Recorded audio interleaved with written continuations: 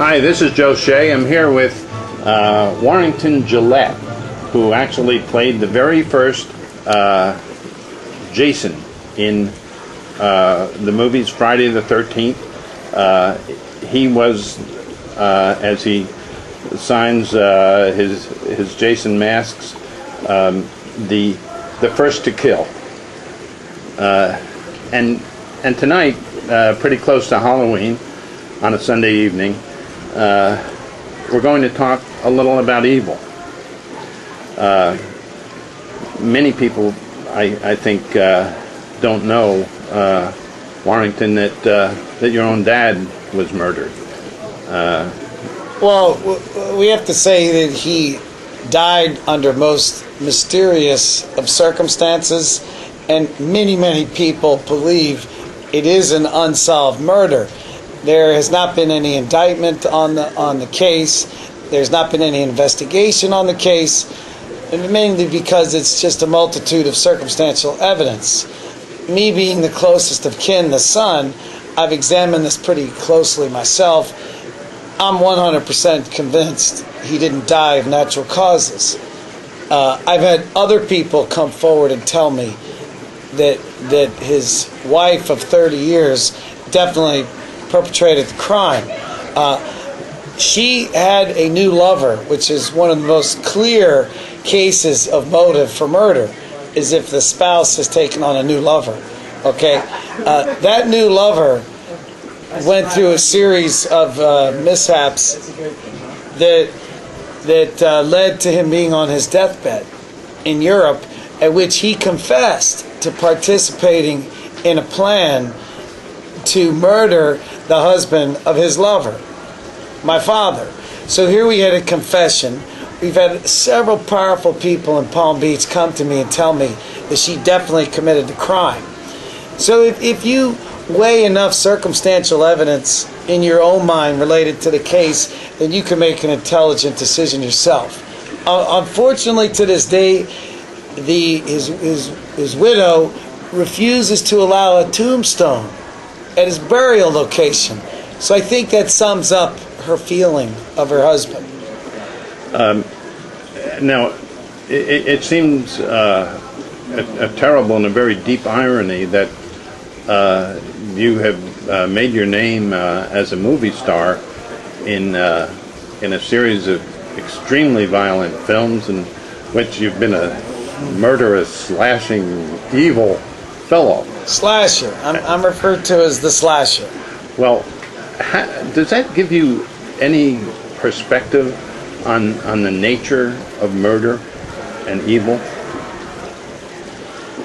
I just don't know. Does it give me a perspective? I don't know. I mean, I played a part of a slasher, of a mindless serial killer.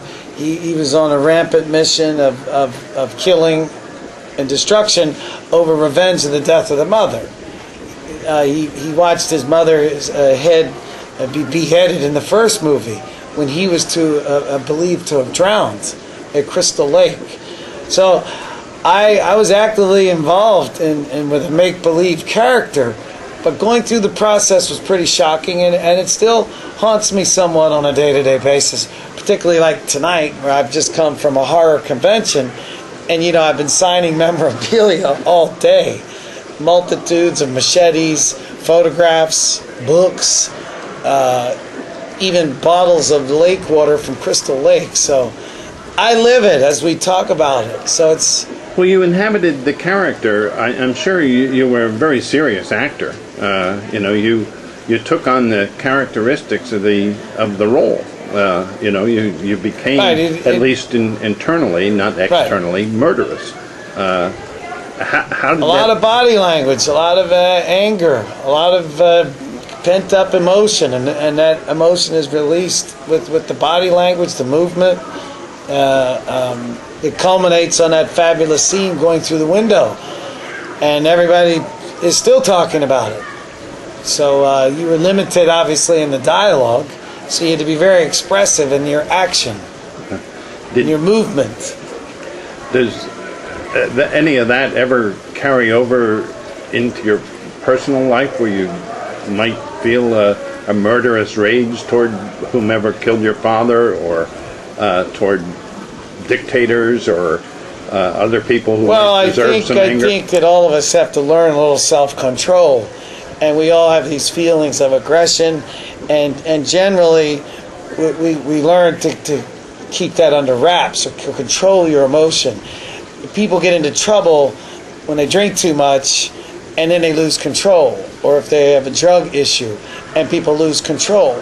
So for me personally, the times I have lost control somewhat might have been late in the night, and someone has pushed you over the edge. And you might have had a few too many drinks, but... Well, that's not going to happen tonight, is it? No. Well, are you sure? I'm sure. We all have to get a hold of ourselves. Indeed.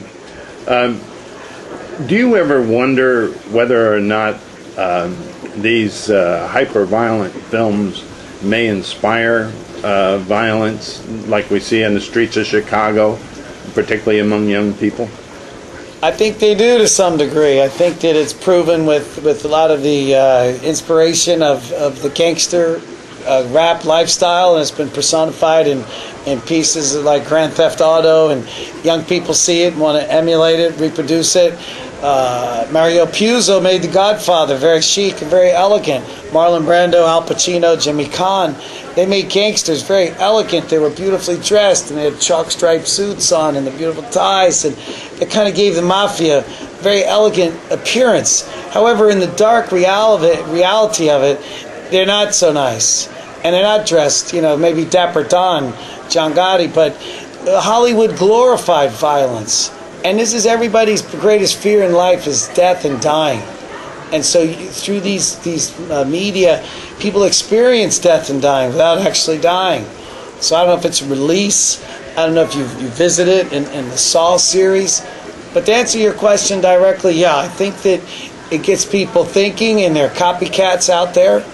And they could have gotten a seed in their mind as a catalyst from some of these pictures.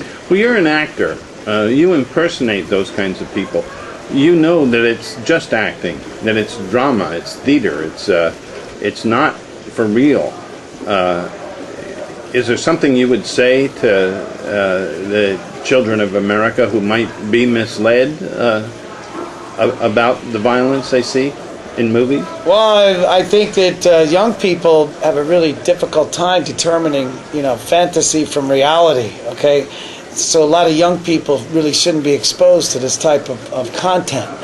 I think there are disclaimers. Of course, this is just a story. This is just a tale. It's just a nightmare.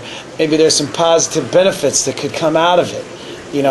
In terms of the actors, if they're good, they're so consumed in it, to them it's actually happening.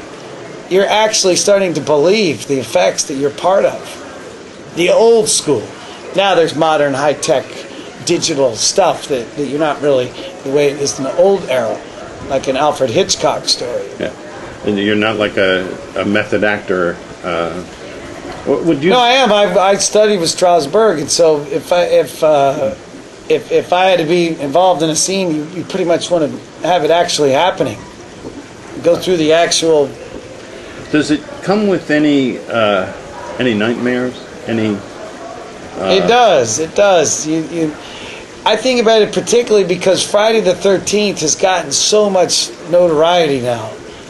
And if you participate in conventions, it's a little bit on the forefront of your mind because you've been living it and retelling it.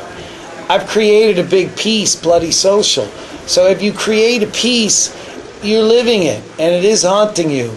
As you go through the creative process, you have to relive it in order to make anything effective. You have to relive it. You have to see it. It has to be tangible in your mind for you to put it on paper. You must see it and make it reality, and then create a piece of art, and hopefully deliver a message with your piece of art. Thank you very much.